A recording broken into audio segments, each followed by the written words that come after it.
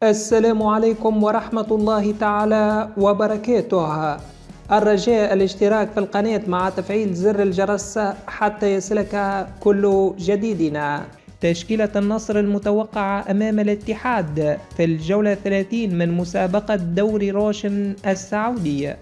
يواجه فريق النصر نظيره فريق الاتحاد على أرضية ملعب استاد الأول بارك ضمن مباراة الجولة 30 من مسابقة دوري روشن السعودي، وذلك يوم الأربعاء الموافق للسابع من مايو 2025 في تمام الساعة 9 مساء بتوقيت السعودية.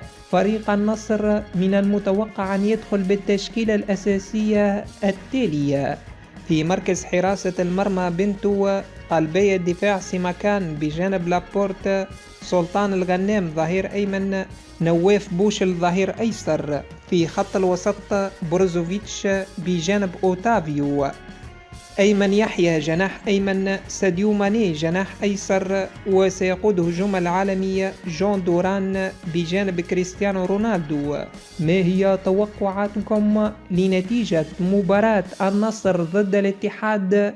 نرجو أن تتركوا ذلك في التعليقات أسفل الفيديو.